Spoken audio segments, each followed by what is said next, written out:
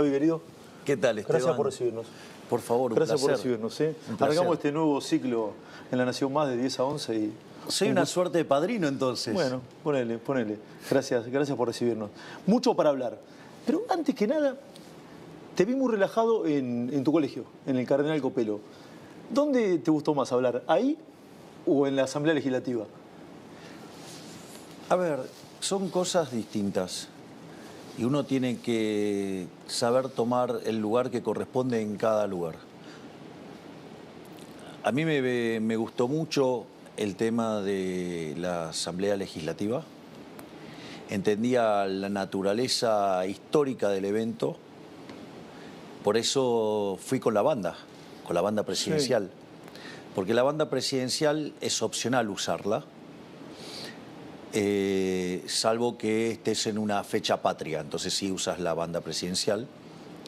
Y para mí significaba un evento muy importante porque sabía lo que estaba planteando, sabía la relevancia y lo significativo del planteo que estaba llevando.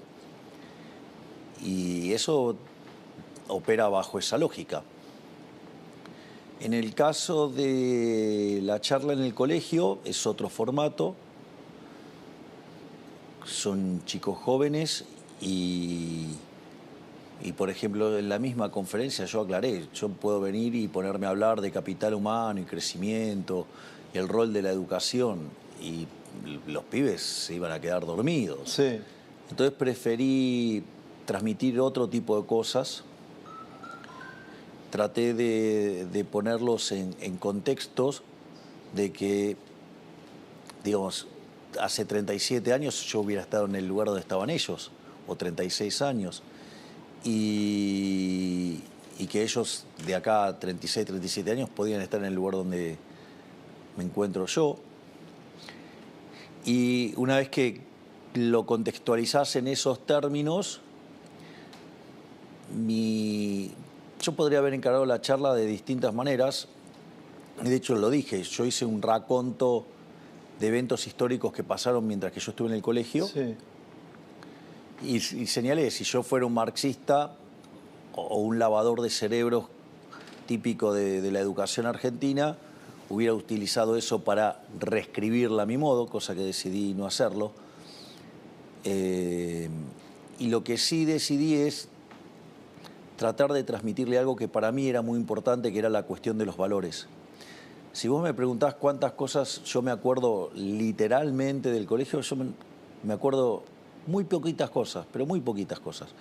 Pero hay una que yo la recuerdo, pero de manera permanente, y la recuerdo, pero ni siquiera borrosa, digo, con lujos de detalle la recuerdo, que fue mi primer día de clases en primer grado, es decir, en 1977, y la primer materia que me toca era caligrafía.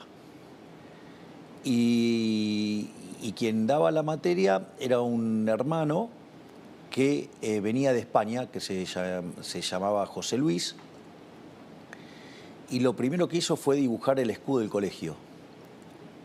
Y en el escudo del colegio, en el centro tiene una suerte de óvalo simétrico, dividido en 4 partes, y en la diagonal ascendente del mismo tiene unos dibujitos de unos animalitos con una piel muy, muy cara,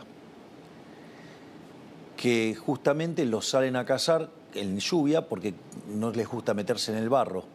Entonces, quedan expuestos. Claro, es decir, prefieren morir antes que ensuciarse. Y eso a mí me pareció algo muy fuerte, que me marcó para toda mi vida. Eso no lo puedo olvidar, ¿no? ¿Y qué sería ensuciarse hoy? La corrupción es ensuciarse. Robar es ensuciarse. ¿Y viste mucho en estos días? Bueno, fíjate que cuando yo menciono esto, tuve la suerte de que me acompañara nuestra ministra de Capital Humano, Sandra Petovelo, y el secretario de Educación, Carlos Torrendel.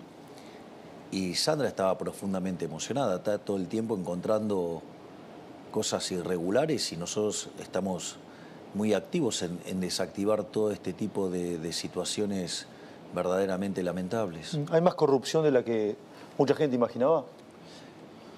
Que lo que la gente imaginaba, seguro, a mí no me sorprende lo más mínimo. Ya voy a la coyuntura, pero quiero volver sobre esto. Ese pibito de 6 años que ingresó ese primer día al Cardenal Copelo, que se encontró con el maestro de caligrafía. ¿Fue? Caligrafía, el hermano José Luis. Pero no solo eso, porque además, ¿sabes lo que hizo? Escribió los números en el pizarrón. Y empezó con el 0, re chiquitito, Sí. y al final del pizarrón estaba el 10, que tomaba toda la altura el pizarrón. Y ahí nos contó, digamos, bueno, si ustedes se esfuerzan, si ustedes le meten, si ustedes... Puede llegar al 10. Pueden llegar al 10. Y cuanto más cerca estén del 10, más cerca van a estar del creador. Este hombre, ¿sí? Ya Maduro, presidente de la Nación hoy, ¿qué le dice a ese pibe que tenía 6 años en el primer día de la escuela?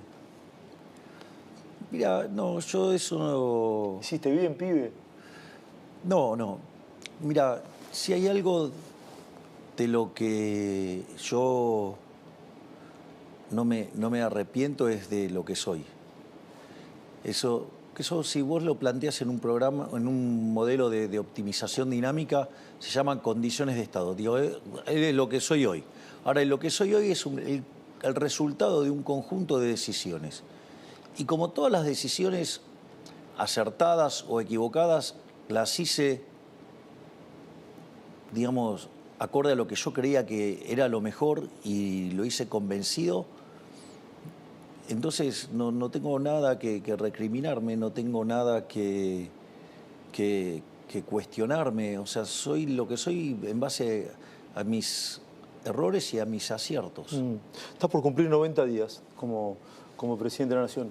¿Tenés algo para cuestionarte o para observar, o algún error que crees que hayas cometido y que lo quieras contar? Sí, nosotros, por ejemplo, yo he señalado como un error es... yo creí que podía negociar de buena fe con los gobernadores. Es decir, nosotros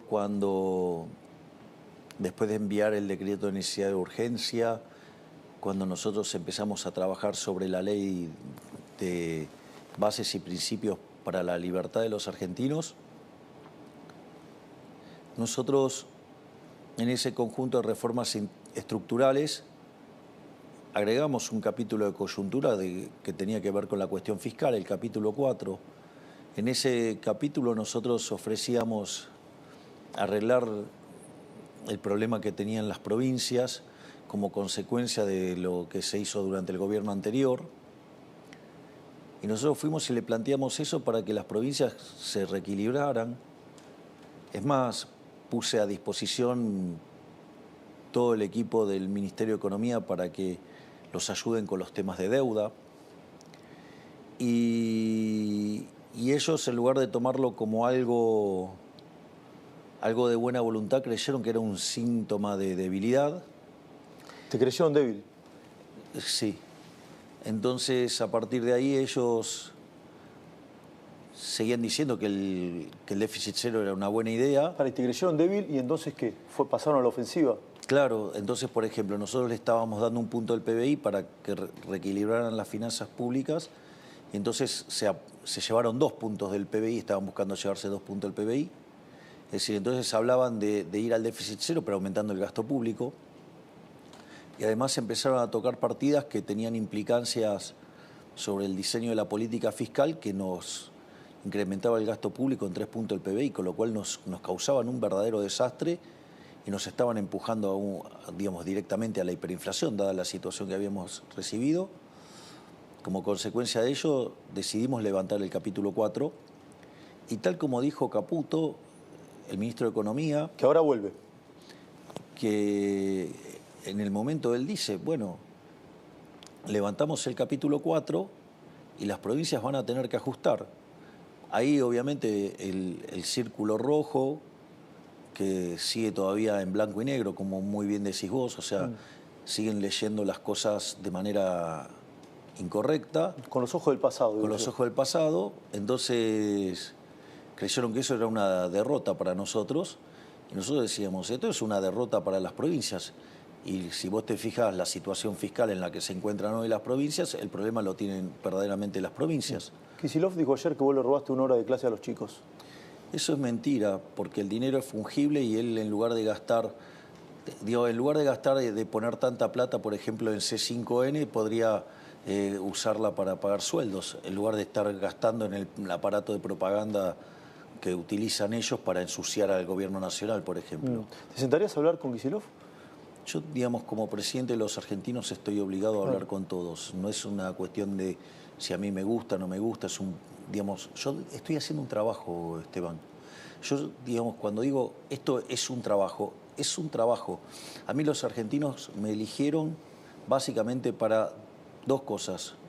Una, para encauzar la economía, que tiene que ver con bajar la inflación, algo que lo estamos logrando, y volver a crecer.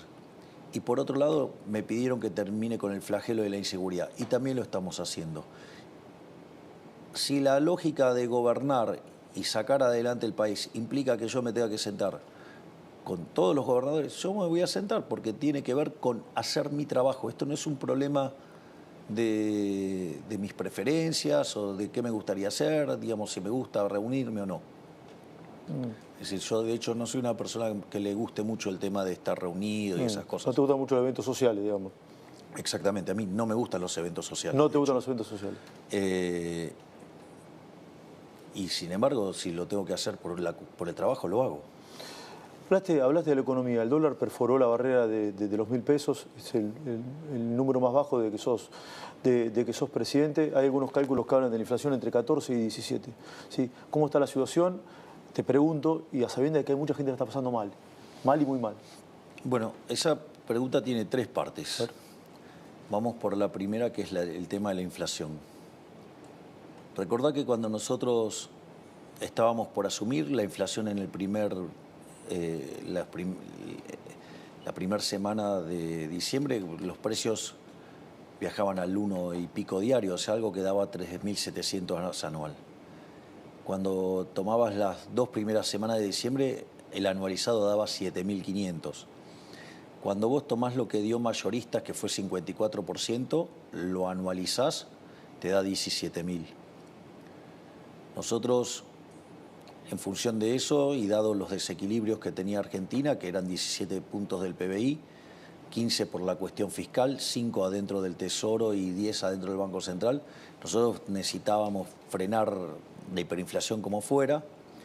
Eso implicaba hacer un fuerte ajuste fiscal para cortar el grifo de emisión fiscal y por otro lado implicaba también cortar el grifo de emisión en el Banco Central, con lo cual había que hacer un saneamiento del Banco Central. Y como además no teníamos reservas, inexorablemente había que hacer un sinceramiento del mercado cambiario.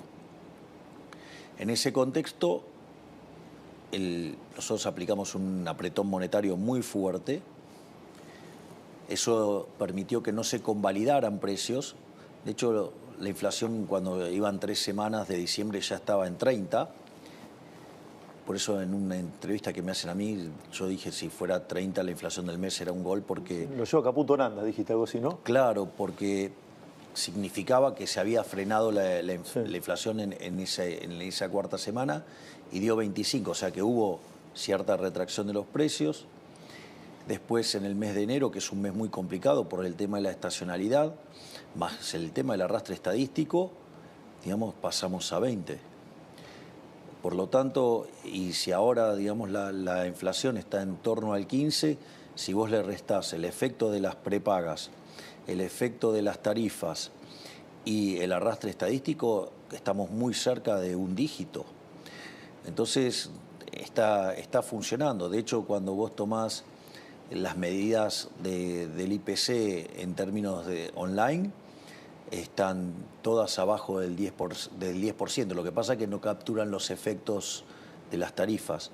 Es más, yo te digo algo, si nosotros tuviéramos el caso de una inflación en torno al 15 y si, dado el arrastre estadístico, a pesar de la suba de tarifas, a pesar de la suba de las prepagas, si los precios de los bienes se pudieran computar de manera correcta dadas las promociones, Hoy la inflación estaría en un dígito ya.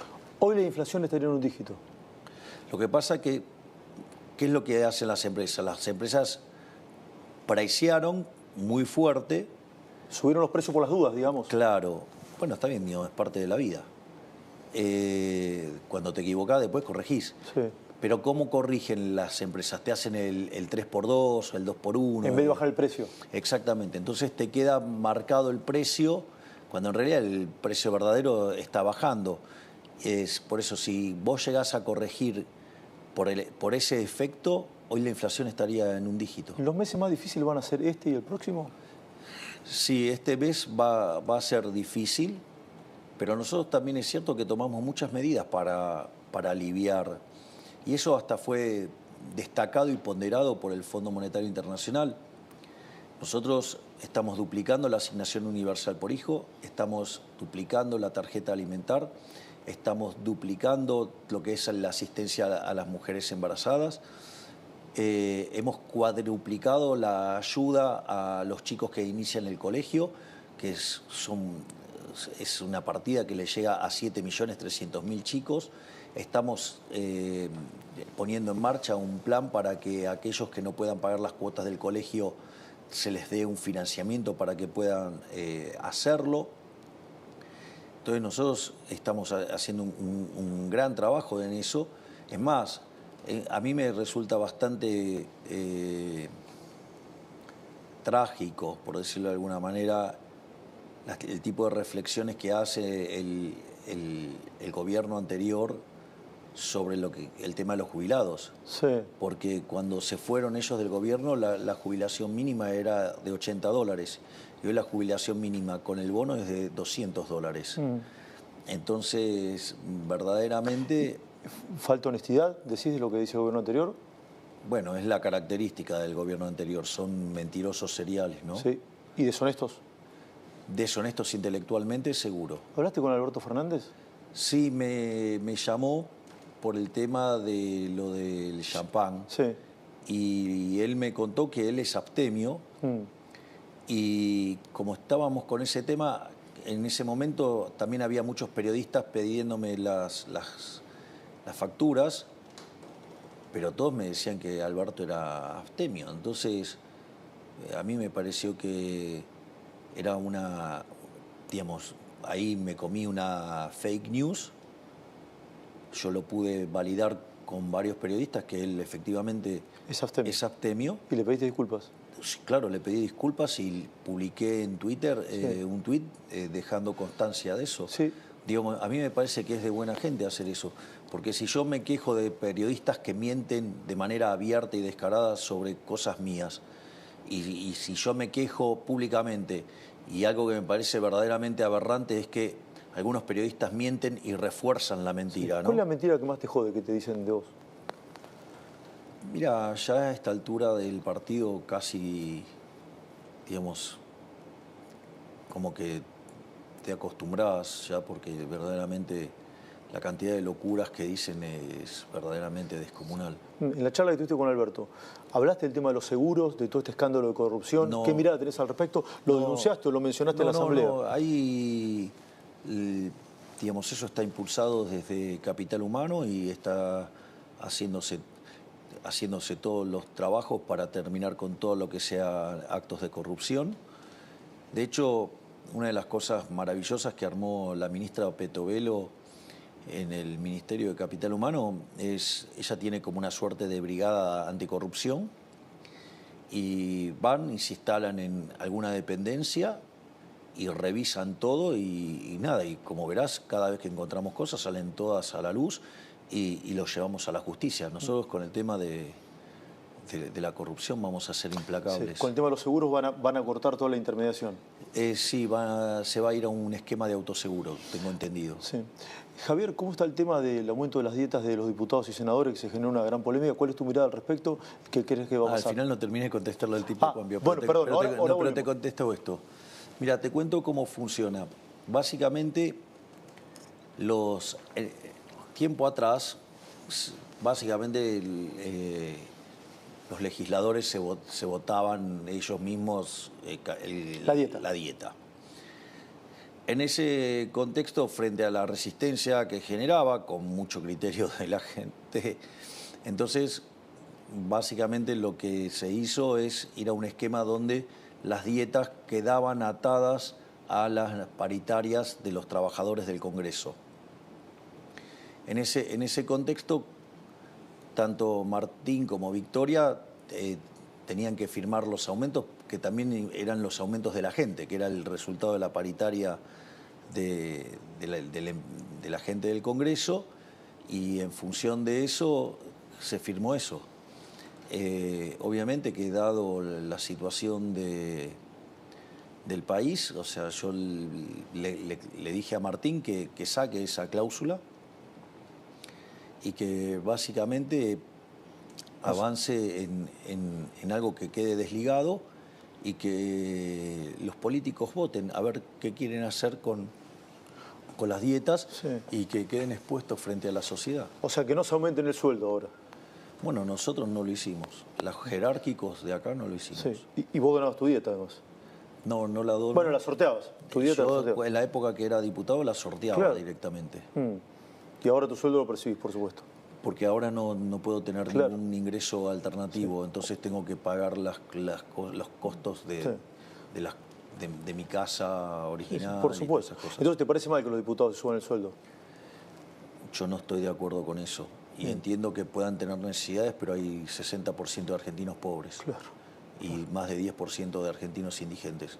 Entonces, que no me vengan con que a ellos no le alcanza, porque hay muchísima gente que la está pasando muchísimo peor, con muchísima menos plata. Claro, vuelvo al tipo de cambio, sí, que te había interrumpido. Vos siempre haces la cuenta, sí, dólar oficial más impuesto país, no hay Bueno, brecha. eso te da 1050. Claro, Por lo tanto, no hay brecha. no hay brecha. No hay brecha. ¿Y es bueno o malo que baje el dólar? Mirá, en realidad, esto yo lo suelo explicar así, digamos, porque ahí yo tengo alguna pequeña diferencia aún con los más ortodoxos. La inflación es siempre y en todo lugar un fenómeno monetario que se genera por un exceso de oferta de dinero, ya sea o porque subió la oferta o porque cayó la demanda, o por hacer las dos cosas a la vez. Eso genera una pérdida del poder adquisitivo del peso. Esto quiere decir que todos los precios expresados en pesos suben, todos. El dólar es un precio más. Es el precio de la moneda de Estados Unidos. Lo que pasa es que como es un activo financiero, sube primero. O sea, todo eso del pass-through, todo eso es una tontería atroz. El traslado a precios. Exactamente. Digo, porque aparte implica desconocer los fundamentos de la teoría del valor, implica desconocer el principio de imputación de Menger. Digo, no me voy a meter con todas las cosas que implica de brutalidad en lo precario del análisis económico de muchos economistas argentinos, te diría la gran mayoría. Ni que hablar que no conocen el efecto Hume-Cantillon tampoco. Pero, entonces, ¿qué es lo que sucede? Lo que vos ves en el dólar es un indicador temprano de lo que te está pasando con los precios, porque es un activo financiero, entonces va primero. En ese sentido, a mí me parece que es notable lo que está pasando con el dólar, porque lo que te está diciendo es, dado que es la moneda que más se apreció en el mundo y que se cayó como un piano, eso te estarías mostrando que de acá en adelante, en algún momento, la inflación se va a derrumbar como un piano. Es decir, nosotros estamos mirando niveles de inflación, y que si desde el 15, que si después baja tanto, lo que fuera, y puede ser que se caiga como un piano la inflación. Y eso en algún momento va a pasar. Esteban, eso en algún momento va a pasar. ¿Por qué? Porque yo te pregunto, ¿cuándo si no soy mago? No, porque el tiempo es del creador, no es mío. Pero el punto más importante es el siguiente, Esteban. Nosotros hemos decidido frenar la emisión monetaria. Ahora nosotros, cuando vos mirás la base monetaria, prácticamente no se movió, salvo que mires un día puntual que vence alguna operación concreta, pero cuando vos tomás periodo más estable, digamos, o sea, está claro que la emisión aumentó. En ese contexto, quiere decir que nosotros no emitimos. Sí, emitimos. Emitimos para comprar dólares. De hecho, llevamos comprados casi 9.500 millones de dólares. O sea, ¿entendés que metimos un refuerzo a las reservas de 9.500 millones de dólares? No solo eso, sino que además hay unos instrumentos en los cuales había utilizado el Banco Central en la gestión anterior para mitigar los efectos en el mercado de cambios, que dispara opciones de put que se están ejecutando y que también implica que hay que pagarlas. Y también estamos pagando los pases, ¿no? que es en lo que devino las LELIQs. Entonces vos me decís, ¿cómo estás haciendo entonces para que no cambie la cantidad de dinero? Bueno, absorbemos por el sector fiscal y por el BOPREAL. Y eso hace que la base monetaria no cambie. Esto es muy importante porque la base monetaria es un pasivo del Banco Central. Entonces vos fíjate que tenemos el mismo nivel de pasivos remunerados, tenemos el mismo nivel de pasivo no remunerado, que es la base, pero en el medio, ahora en el balance, tenemos 9.500 millones de dólares más. Sí. Entonces estamos generando un saneamiento del Banco Central furioso, y eso es lo que está haciendo que se derrumbe el dólar. Y eso te está cantando que de acá para adelante se te va a derrumbar la inflación. Es más, yo te voy a decir algo. Históricamente, en lo que va del siglo XXI, la base monetaria en términos del PBI en Argentina es 10%. Hoy la base monetaria, sí, es 3%. En realidad, si queremos ponernos piqui, es 2,6%. Es decir, la economía está fuertemente desmonetizada. Cuando vos mirás el crédito al sector privado no financiero, es 4% del PBI. O sea, en cualquier país de Sudamérica es arriba del 50%. Claro. Entonces, lo que vos tenés es... Y si bien vos tenés depósitos privados por 12 puntos del PBI, la realidad es que cuando vos mirás, todo eso tiene mucho transaccional, mucho de working capital de las empresas, mucho de salarios. Sí. Entonces, lo que yo quiero señalar es que nosotros estamos haciendo un saneamiento del Banco Central con un apretón monetario que lo que va a hacer que cada día esté más cerca la apertura del cepo. Sí. Entonces vos vas a ver que en un momento va a empezar la inflación está bajando, pero en un momento va a haber como un salto, se va a notar la caída de manera fuerte, porque lo estás viendo con el dólar. O sea, el dólar no sube porque no hay pesos para comprarlo. Sí. ¿Y el rebote es en B corta? Nosotros, caemos y se sube rápido. Sí, nosotros tenemos la esperanza de que sea una B corta muy, muy acentuada, ¿no? Nosotros creemos que en cuanto nosotros podamos tener equilibrado el balance del Banco Central, automáticamente abrimos el cepo, que dicho sea de paso, todos los días estamos levantando restricciones. Sí. Cada día estamos comprando 200, 300 millones, pero cada vez con más importaciones. ¿Y esa ruta termina en el cierre del Banco Central y en la libre competencia de monedas o no? Vos tenés dos etapas de la libre competencia de monedas. Una es con peso y otra es sin peso. Nosotros en la primera etapa vamos a ir a libre competencia de moneda con pesos. Y después la propia dinámica lo va a llevar a que la propia gente lo va a terminar. ¿Vos creés que en los hechos no va a haber más pesos porque nadie los va a querer? Bueno, una vez que nosotros abrimos el cepo, nosotros vamos a estar enviando una ley al Congreso donde básicamente se va a considerar que la emisión monetaria para financiar el fisco es un delito. En realidad va a ser prácticamente cualquier tipo de emisión un delito. De lesa humanidad, dijiste. Sí, ahora voy a explicar por qué. En primer lugar, porque es como una falsificación y una estafa. Esto es como cuando yo contaba si yo agarro y me pongo a falsificar oro, ¿no? Y no sé, lo tengo para adornar mi casa, no pasa, pero si yo te lo quiero meter adentro de la economía, como si fuera oro bueno, te estoy estafando. Eso es un robo. Eso es lo mismo que te pasa cuando el Banco Central emite dinero.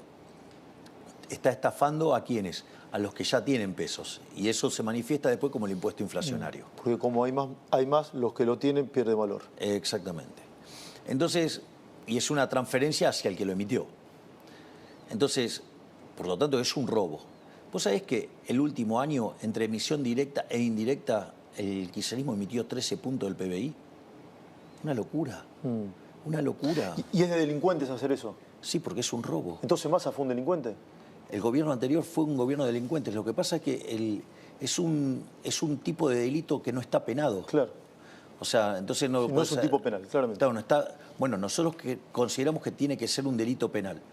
Entonces, en ese contexto van a terminar yendo presos el presidente del Banco Central y su directorio, el presidente de la Nación, el ministro de Economía y los diputados y los senadores que voten presupuestos que tengan financiamiento monetario. Javier, me quedan pocos minutos y no quiero faltar respeto al tiempo acordado y sé que tenés mucha actividad por realizar. No, pero está claro, ¿no? Sí, Que digo, clarísimo. la cantidad de peso va a quedar fija. Entonces vos vas a empezar a entrar a otros tipos de monedas. Sí. Y de hecho vos creés que nadie va a querer agarrar el peso. No lo sé, pero que no va a perder valor seguro. Después de Telam, ¿viene la televisión pública? La idea es, mira, todo lo que podamos privatizar, lo vamos a privatizar. Nosotros no creemos en el Estado empresario. En realidad nada de lo que hace el Estado lo puede hacer bien, lo hace todo mal. Hay una frase hermosa de Milton Friedman, que además está en el libro Libre para elegir, que lo escribió con quien fuera su mujer, Rose Director, o también conocida como Rose Friedman. Y dice, hay 4 formas de gastar. Vos podés gastar tu dinero o el de otros, y los podés gastar en vos o en otros.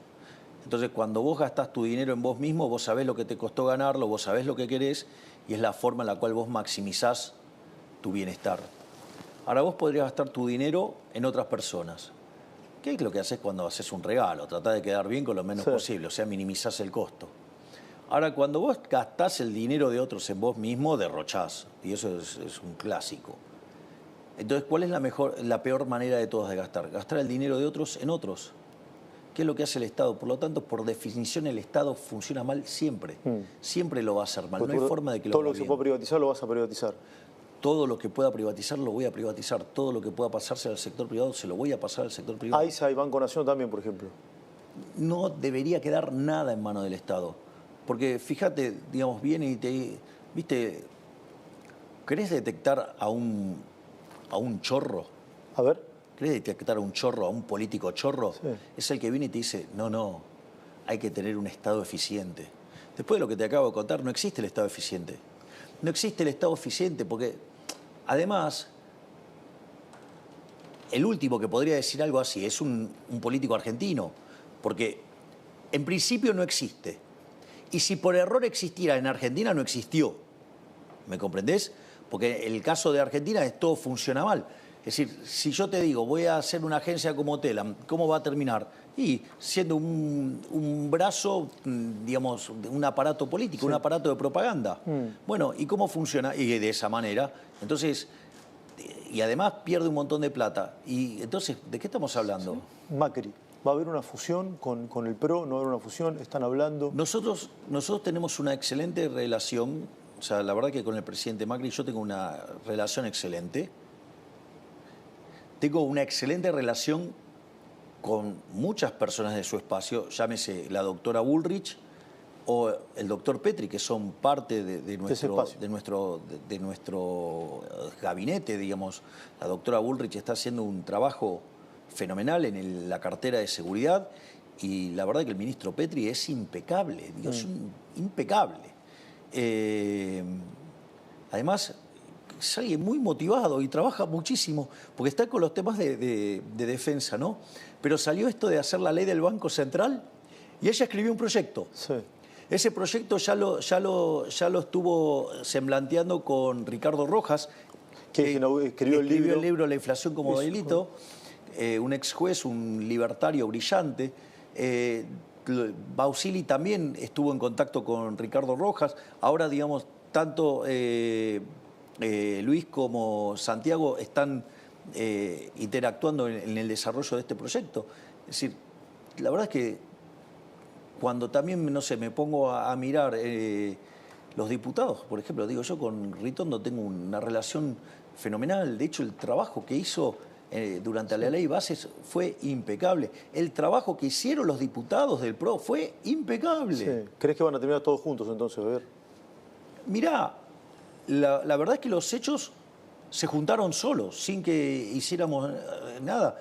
Y además, digo, yo me llevo muy bien con Macri, me llevo muy bien con Bullrich. Digo, parece que es bastante evidente que, digamos, tenemos mucha afinidad y y tenemos claro que Argentina sale adelante con las ideas de la libertad. Por lo tanto, yo lo veo, digamos, factible. Lo que creo es que, como todas las cosas, tiene que surgir naturalmente, no, digamos, no tiene que ser forzado. Y fíjate que naturalmente funcionó muy bien, funcionó muy bien. Entonces, yo lo que creo es que estamos de hecho, yo creo que ahora el proyecto para evitar este tipo de aumentos en las cámaras, o sea, creo que van a hacer un trabajo juntos.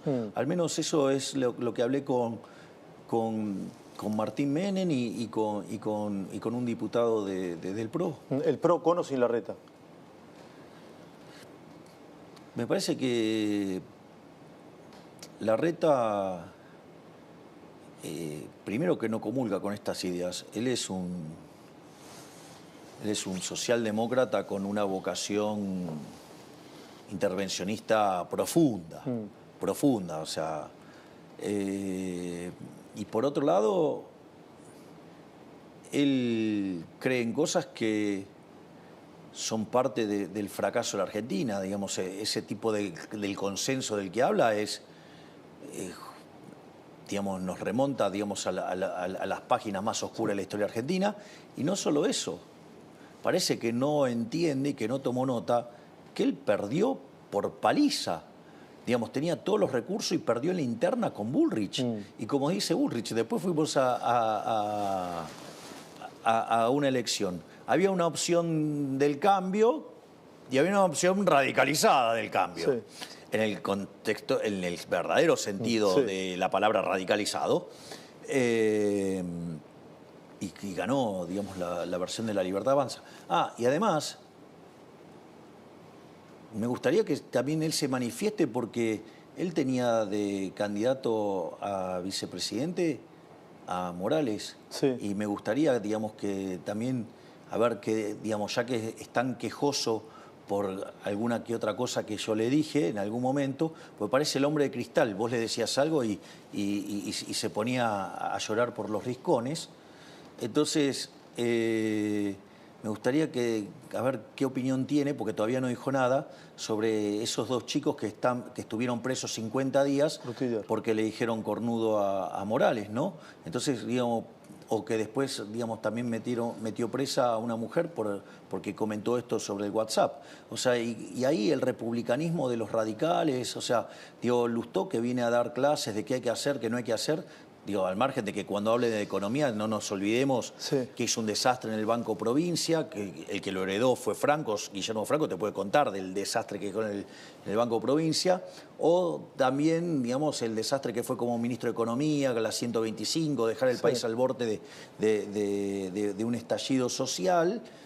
Entonces, pero como además ellos son campeones y dan clases de la moral, bueno, que digo, yo no he visto, no los he visto repudiar semejante acto de autoritarismo por parte del señor Gerardo Morales, al cual aviso que yo también lo había denunciado, ¿no? Recuerdo. Había denunciado.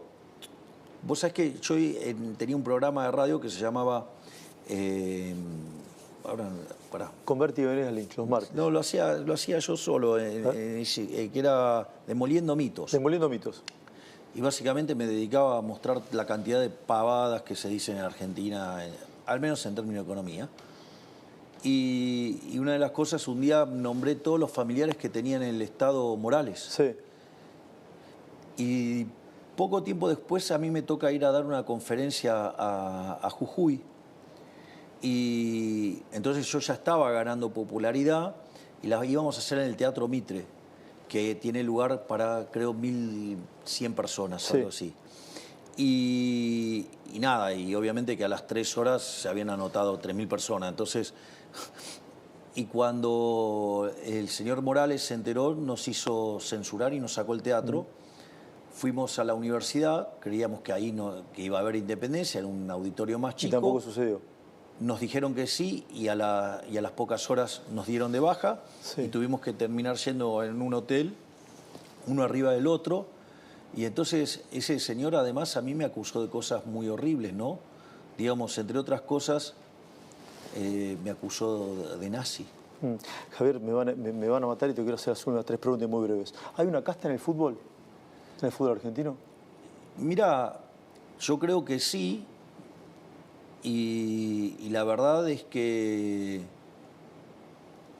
la mejor forma de terminar con eso es metiendo la competencia. Porque fíjate esto, nuestro proyecto de sociedades anónimas deportivas no implica que no existan los clubes tal como existen hoy, pero da la posibilidad de que existan otras sociedades. Nosotros, hoy en este momento, nosotros tenemos ofertas concretas, digamos, el propio Manchester City quiere comprarse un club en Argentina. Entonces, ¿Uno grande? sí, ¿Muy grande? muy grande. Sí, no tan grande como Estudiantes de La Plata, pero grande. Estudiante es un grande. Pero Más no sé, grande. pero sí, sería un poquitito más grande. Tiene ese Boca River. A ver, yo tengo mucho cariño por Estudiante, pero no te pongas tan bullish, Esteban, dale. No te voy a hacer lo que te hizo Eduardo. Digamos, o sea, yo sufría mientras que Eduardo te hacía bullying con Estudiante. Pero, digamos, aparte un bilardista fanático, te imaginarás que Sí. me dolía el bullying. Pero te defendiste bien con las Copas Libertadores, con la Intercontinental, o sea. Sí, porque como dice Friedman, los datos primero. Primero los datos, claro. Pero al margen de eso, si estuvieran limpios, permitirían que hubiera competencia. Pero como están sucios, no permiten la competencia. El mejor síntoma de que hay mafia y que está podrido eso es que no permiten la competencia. Chiquitapia está sucio. Y entonces, si vos estás limpio, no te molesta que haya competencia. ¿Por qué usas tanto Twitter, Javier? A ver, me gusta, me podrías decir. No, sí, claro. A ver, primero porque yo soy un animal de redes sociales, ¿no? De hecho, nosotros en la campaña, dado que no teníamos financiamiento, usábamos las redes sociales. Es más, en un momento, salvo honrosas excepciones, hubo un apagado sobre nosotros y nosotros Recuerdo. nos manejamos desde las obras sociales, desde las redes sociales, las cuales además nunca pusimos un peso. Entonces nosotros en eso somos muy fuertes y para mí es un mecanismo de comunicación directa con la gente. O sea, entonces para mí yo no necesito el intermediario. ¿Me comprendés? ¿Lo manejas vos el Twitter? Exactamente. Yo manejo mi propio Twitter, mi propio Facebook y mi Instagram. Y el TikTok me lo maneja Iñaki. Digo que al pobre Iñaki, digamos, le costó que en la Universidad de Belgrano una profesora de microeconomía lo persiguiera y le hiciera bullying. Y además, o sea, lo hostigaba y lo agredía en clases. Me contó Iñaki que los chicos ahora, a partir de mi declaración pública, tomaron fuerza y están dispuestos a declarar, algo que la Universidad de Belgrano decidía ocultar, primero protegiendo a esa profesora, digamos, pero que además no son los únicos. De hecho, yo en un momento me fui de la universidad porque justamente había entre muchos radicales y muchos kirchneristas que se dedicaban a perseguir a liberales. De hecho, uno de los profesores preguntó quiénes eran liberales y si... Entonces le dijo, ¿y que ustedes son liberales de mi ley? Sí. Entonces le dijo, ¿ustedes tienen prohibido hablar? O sea, hay listas negras para los liberales. Sí, hay persecución directa, abierta. Y eso la Universidad de Belgrano lo permitía, porque eso fue denunciado, yo lo denuncié y no hicieron nada al respecto. Ahora sí, la última. ¿Vas a crear un consejo ad honorem? Sí, vamos a tener un consejo económico, digamos, del presidente. Digamos, va a estar a cargo de Demian Riedel. Y vamos a tener varios economistas destacados que van a participar dentro de este consejo, digo, lo que van a hacer ad honorem. Y la verdad es que estoy contento. Digo, para los que andan diciendo algunas tonterías respecto a mi amigo Ramiro Marra, dentro de ese consejo va a estar Ramiro. En ese consejo va a estar Ramiro Marra. Sí, porque la idea es estar pensando afuera de la caja. Digo, para estar todo el, digamos, entonces tener un equipo, digamos, que está trabajando todo el día en la gestión, como es el maravilloso equipo que tiene Luis Caputo, o sea, el Toto. La verdad que sí, rodeado también de gente maravillosa, formidable. Te juro que es un placer trabajar con ellos. Lo que, digamos, ver el desempeño de Pablo Kirchner en el Congreso fue fabuloso. O, digamos, no sé, en las reuniones de gabinete participa Santiago Bausili, el presidente del Banco Central, y es fabuloso, o sea, todo es fabuloso. La verdad que yo estoy muy contento con el gabinete. Yo disfruto mucho las reuniones de gabinete. O sea, lo cual es un problema para ellos porque me pongo bastante intenso. ¿Te pones intenso? Y sí, digamos, yo soy como una suerte de... Yo no sé si tuviste la suerte de ver óperas de Puccini. Sí, algunas. ¿Viste? ¿Ubicás la película La Rosa Púrpura del Cairo? A ver, sí. Que Mia Farrow se enamora del actor y el actor sale de la película y entonces empiezan a tener un romance. Bueno, yo soy como un personaje de una ópera de Puccini, todo así, apasionado, todo, y salió de una ópera y, bueno, llegó a ser presidente de la Argentina. Gracias, señor presidente de la Nación. Gracias, señor periodista Trebuch. Sí, gracias, Gabriel. Gracias, verdad. Gracias a vos, Esteban. Gracias, muy amable.